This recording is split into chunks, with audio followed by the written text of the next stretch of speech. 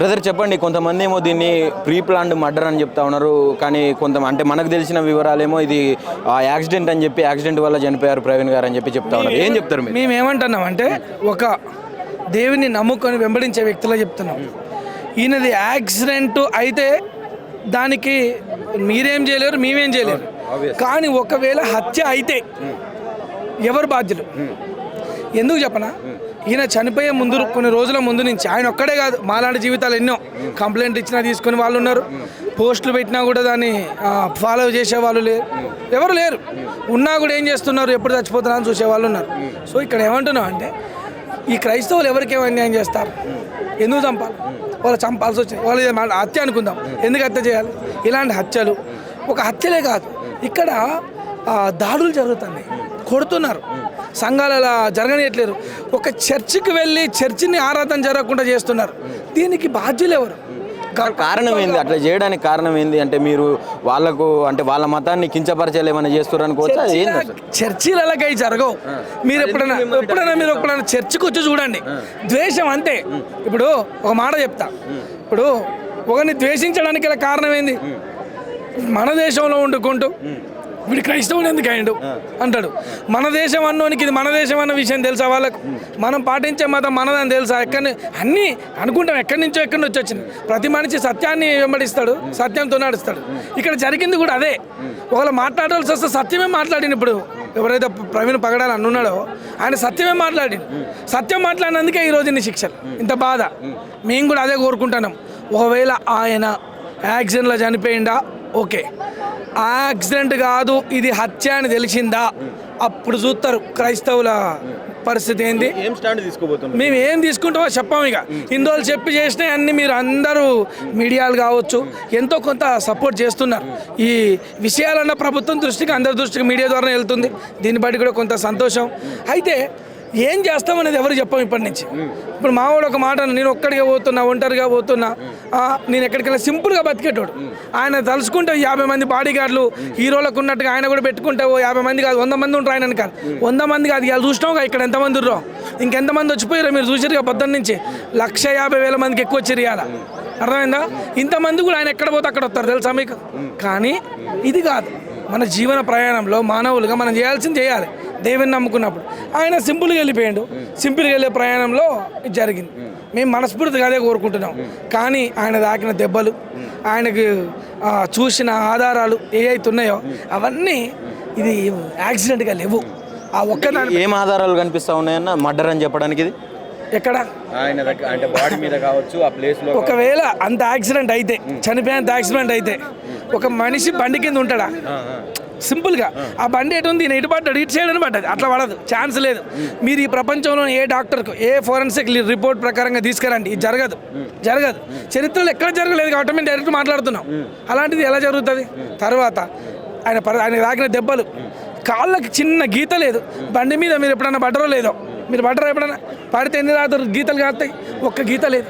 చిన్న పినిస్తో కాళ్ళకి లేదు, చేతులకు లేదు, నడుముకు లేదు, ఎక్కడ లేదు, మొత్తం విరిగిపోయినాయి. అంతకుముందు 4 రోజుల ముందు ఒక మాట అన్నారు, ఆయన పెదవులు వలగొడతాం, ఆయన పనులు ఇరగొడతాం, ఆయన ముక్కును వలగొడతాం, కళ్ళను కాలకుండా చేస్తామంటే ఇప్పుడు అదే జరగలేదా? చేసిర్రా ఈ వ్యాఖ్యలు చేసిర్రా ఆయన మీద క్లియర్గా? మీకు అన్ని ఆధారాలు ఉన్నాయి. మీరు ఒక్కసారి చూడండి, అన్ని ఎవరెవరు మాట్లాడారు అన్ని తెలుస్తాయి. పేర్లు ఎందుకండి? పనికి రానోళ్ళు వాళ్ళు. నేను చెప్తాగా వాళ్ళ పేర్లు ఎందుకు? ఒక మనిషి మీద ద్వేషం తీసుకునే మతం పేరుట తయారైన మతోన్మాదులు తప్ప వేరే మతాన్ని తిట్టడానికి మాకు అధికారం లేదు. ఓపెన్గా చెప్తున్నా. దేవుడు పరిశుద్ధ గ్రంథం కూడా ఎవరిని నిందించమని చెప్పలేదు. మీరు నిందించడానికి కూడా ఇక్కడికి రాలేదు. వాస్తవానికి మతం ఎప్పుడు తిట్టొద్దు, మేము కూడా తిట్టాం. అసలు ఎందుకు తిట్టాలి? అంతే కదా. ఈ దేశాన్ని గౌరవించాలి, ఈ దేశం మాది, మేము అందరం ఇక్కడనే పుట్టినాం, ఇక్కడనే ఉంటాం. ఇక్కడ జరగాల్సింది ఏంది? మతం పేరిట జరుగుతున్న మతోన్మాదమే తప్ప ఇంకా వేరే ఏమీ లేదు. ఇలా ఒక మరణమే మీరు చూస్తారు. దీని వెనకాల దెబ్బలు మాకు తెలుసు, అవమానాలు తెలుసు, సంఘాలు బంద్ అయినాయి తెలుసు, చర్చెస్ను క్లోజ్ చేసినా తెలుసు.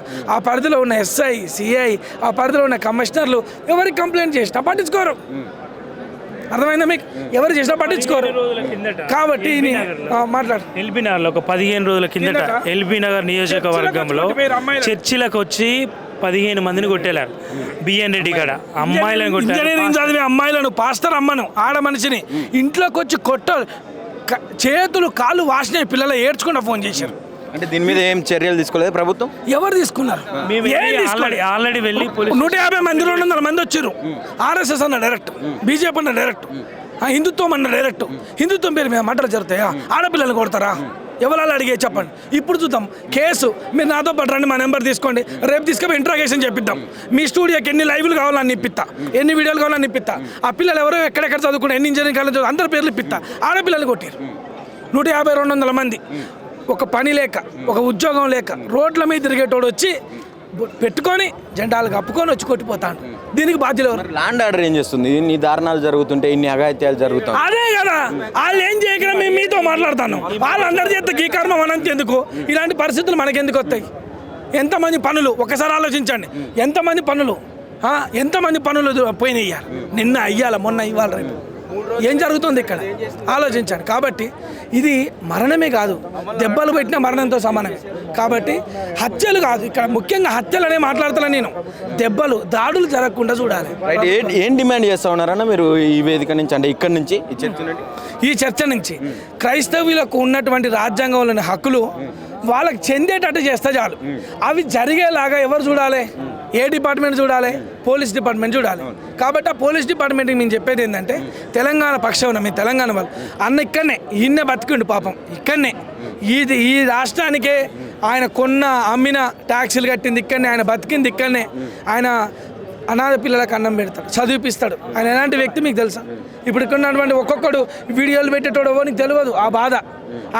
ఆయన ఒక కుటుంబమైన ఎలా మీద రోడ్డు మట్టని మీరు అనుకుంటారు. మేము దగ్గరుండి చూసి ఏమనుకుంటున్నాం అంటే, ఆయన ఒక 40 మంది పిల్లలు అనాథల ఏరియాల తల్లిదండ్రులు లేనాడు, ఆ చదివించేవాడు, అన్నం పెట్టేవాడు, బట్టలు కొనిచ్చేవాడు. 40 మంది రోడ్డు మీద పడ్డారు. మేము చూసేది ఒక కుటుంబాన్నే కాదు, ఆ కుటుంబానికి ఆ పిల్లలకు వాళ్ళ అమ్మ ఉంది, వాళ్ళ బంధువులు ఉన్నారు. ఆ 40 మంది పిల్లలకు ఈయనలాగా ఇంకో లెవెల్ దొరుకుతారు. ఆలోచించినా? నేను అదే మనస్ఫూర్తి ఏం కోరుకుంటున్నా, ఆయన హత్య కావద్దనే కోరుకుంటున్నాను. హత్య అయితే ఒక పెద్ద కమిటీలు ఏర్పడతాయి. కమిటీలు గవర్నమెంట్ నుంచి, సీట్ కవర్ నుంచి, సెంట్రల్ నుంచి వచ్చేటి కాదు, క్రిస్టియన్స్ నుంచి, తెలుగు ప్రాంతాల నుంచి తయారయ్యే కొత్త కమిటీని చూడబోతున్నారు. అంతే.